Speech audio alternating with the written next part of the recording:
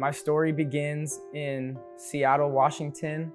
I was born and raised near Seattle. My family loved the Lord, and they took me to church. I grew up going to church and really knowing the gospel. But then when I was in 5th grade, 6th grade, my life kind of took a turn that I was not expecting. When I was in 5th grade, I was diagnosed with Tourette syndrome.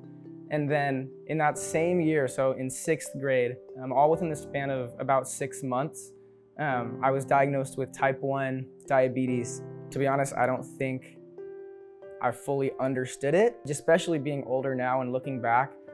There's no way I think I fully understood it. I think I kind of just took the punches as they were coming, and kind of just accepted that this is life. With Tourette's, with having type 1 diabetes, there's been a lot of moments where I've questioned God's sovereignty, where I've questioned if he really knows what he's doing. And in the back of my mind, I guess I could say, yeah, I do, right? I believe that, but it's a whole nother story when day after day after day, right, there's insecurities and there's things that I wish I didn't have. I wish I didn't still have to deal with this. Sometimes it becomes hard to think that God is there, that he hears me, but he does. And when the insecurities grow louder, when the fears grow louder, when the anger sometimes, right? There was times when I was angry at God, when I would go to my room and yell in my pillow and say, God, why do I have this? Why have you given me this? I don't get it. In those moments, right, I have to remember what God says about me. I have to remember the love that he showed for me through his son, Jesus. And it's the only way, the only thing that can really push me through and finding hope. And so even though I knew the hope of Jesus, I knew it in my head. When I looked at my life, when I looked at the things I was thinking and feeling, it didn't always feel like I had that hope.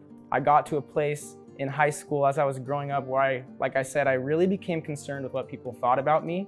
I cared what other people saw in me. I wanted to be liked. I wanted to be popular. I cared about my status. And what I learned as I got older, and what I'm still learning, is that those things can never fulfill you. They'll never fulfill me. What other people say about me, what other people think about me will always change, but there's one person, right, who created me, who knows me infinitely, and who still chooses to love me, even in my insecurities, in my flaws, in my failures. He chooses to love me, and the thing that keeps me going, the thing that gives me hope is what God says about me, is what God thinks about me, what God sees in me, that oftentimes I can't see. But I know that he says I'm his son, I'm his child, I am loved, I am seen by him. And when I look to what Jesus has done, when I look to the cross, he is the voice that matters. He is the one who forms my identity, and he doesn't make mistakes. He takes the things I thought were insecurities and he turns them into gifts. He turns them into things that he can use for his kingdom. The hard things in my life, the most difficult things in my life that God has given me, they've been good because ultimately they've allowed me to draw near to him, right? These things that I think are difficult things, and they are, God has used them to draw me closer to him, to cry out to him in my time of need. I think my desire is that we would be people who truly grasp how much God loves them and how much God cares for them. That we at The Grove would be a people who in life can have a deep and intimate understanding of how much their Creator loves them. I think I can testify from my life, when difficult things come up, it's easy to think that God is not present and that he does not love us. The voices of our insecurities often become louder than the voice of God, and we begin to believe these insecurities as true about us, right? That I'm not worthy of love, that no one cares about me, that I'm too far gone, that I'm a mistake. I think these are the lies that all of us hear, oftentimes on the daily basis.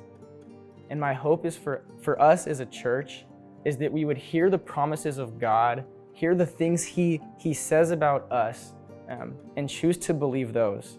This is the God of the universe, the God who with his very words in his mouth created the world. And from that same mouth, he has beautiful promises that he places over our life. Promises of hope, promises of love, promises of peace.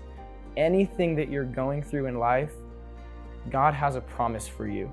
That he has given us an identity that doesn't change, a love that is not based on our performance or what other people think about us, but it's based upon what he's done on the cross through his son, Jesus. And that is an identity that will never, ever change. And that's why I can sit here today and have hope, even when life is hard, even when I feel insecure and when I feel alone.